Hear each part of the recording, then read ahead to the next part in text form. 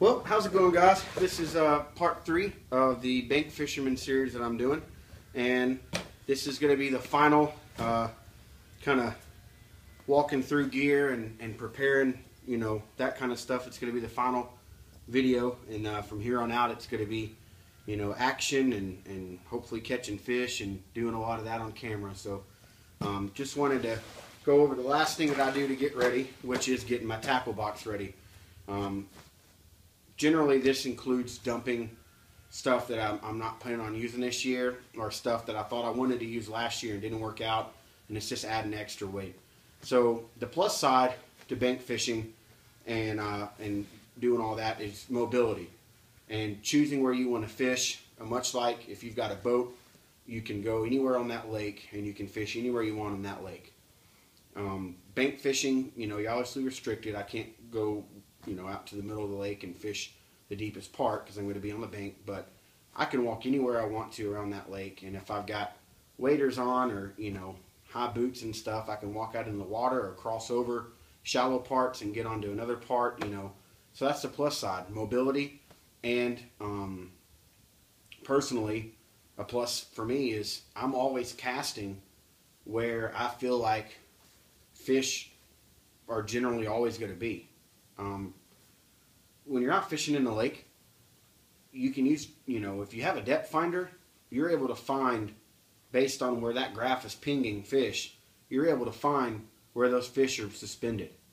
Now, if your fish aren't suspended, like early spring, a lot of the fish move into the shallow waters because it's feeding time and the spawn's going to happen. They're really aggressive. They're moving in to spawn. They're moving in to eat. They're protecting their nest. So that's my favorite time to bank fish. I don't have to have a boat.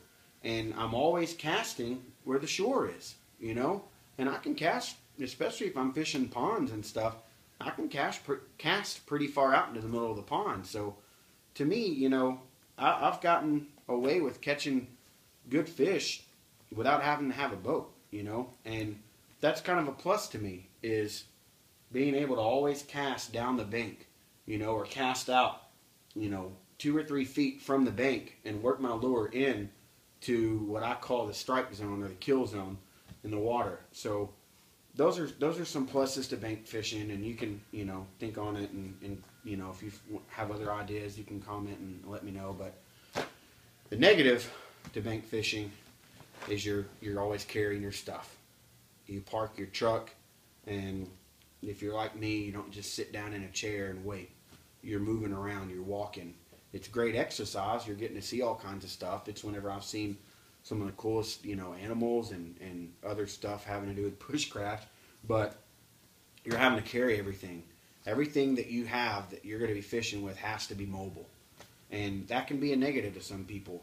But if you just kind of get creative and think around it, you can come up with a system, much like what I have, that's really functional. I've got a ton of fishing gear in this backpack, and it probably doesn't weigh, I wouldn't even say 15 pounds, closer to 10, I bet.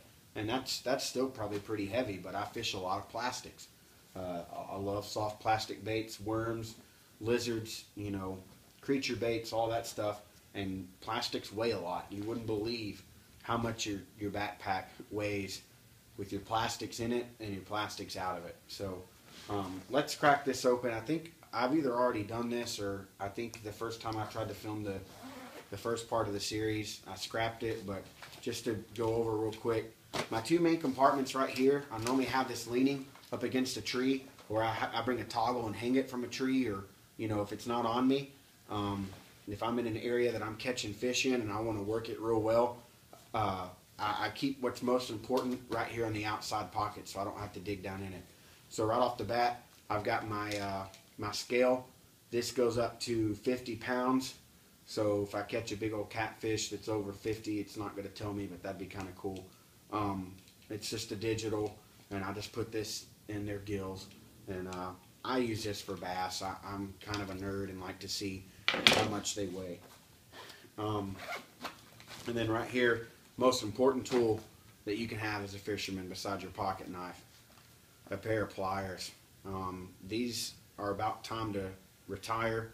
The springs busted out of them, and the grips fall off, and somehow I've found them every time. But a pair of needle nose pliers are a godsend.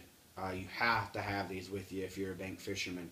You've got an extra pair of line cutters here, and the way that this is shaped, you've got the locking hook remover here. So if you put your hook here and you can clamp down on it, there's actually a bend that goes over this this foot of the plier. So that's super important. And then these are what I was using a lot last year, but I'll go over plastics on a rainy day. Right now I'm just excited to fish. So here on the outside, I've got a roll of cheap bank line. I mainly just use this for a live well string, or just to throw it in. I've got some medication in there in case I get stung by a bee or something. And then probably second most important is a pair of heavy leather gloves. You will catch fish that you don't want to catch. That's just the beauty of fishing. If you're going for bass, I've caught huge drum, I've caught gar and catfish on top water. I mean, you name it, it's happened. And I like having a pair of gloves, especially on gar or catfish if I'm not in the mood to catch catfish. That's oftentimes when you're careless and they'll barb you. They've got the barbs on their fins, and so I've been used to lipping bass all day, and then all of a sudden I catch a catfish. And so anyways, a pair of leather gloves will do you right. But on this backpack, I just have one main compartment, and I really like that. It's easy to get to. On the inside here, I've got a little mesh pocket that I keep really good panfish bait, Berkeley Gulp, or there's a power bait that you can use too. It comes in a jar, it lasts forever, and you just can't beat it with a stick. And then I've just used 2 flat plastic tackle tubs here. One of them has got all of my hooks and weights and some of my bigger topwater stuff. And then this one has all the lures that I catch fish on. I don't know if I want to go over all that right now, because that's, like I said, that's all stuff that I can do on a rainy day. If a day that I'm not feeling well or something, I can just sit inside and go over different lure setups and stuff. But just know I use a ton of top water, jerk bait, stuff that works, in shallow water. And I've got a few shallow diving crankbaits. Not a big spinnerbait fan. I've just never had good success with them. And then I've got a good amount of frogs in there. And like I said, this other one has my hooks and my weights in it, because I Texas rig worms a lot. So I've got my worms divided up into 3 Ziplocs. Okay, so this is where I can cut weight. This bottom Ziploc that's in the bottom of this pouch, it's like a little laptop pouch. The bottom one, these are all the plastic worms that have worked their way down my list that aren't effective. Maybe the colors, the shapes, just ones I have not had a lot of success. So this is the first one I go to when I'm trying to cut weight. Now, the system that I've gotten, it's been about 2 years now that I've rolled with just the same one every year. I just replace the ones that I lose or need the refill on, like the plastics. I'm not really into looking to cut weight this year. I'm happy with the weight that I have, but I just label them. Like this is called this bag is called Bam Bam, and the reason why I call it Bam Bam is because these are all my exotic colors. So on a day, you're gonna have days when you're out fishing and you've got your go-tos and you're throwing, and you're throwing. Nothing's happening. Just yesterday, they were hitting on everything that you're throwing out, and they don't want it today. So then you go to stuff that is maybe the same bait or the same worm, but it's a little bit different of a color, and they're still not hitting it. Well, you can't give up. You've gone out there, you want to catch fish, you can't give up. So that's where my plastics, I go to my Bam Bam bag. And these are all just simple designed plastic worms and creature baits that I've got in my go-to bags, but they're just crazy colors. And this is where I'm just kind of like, you know what, all rules go out the window.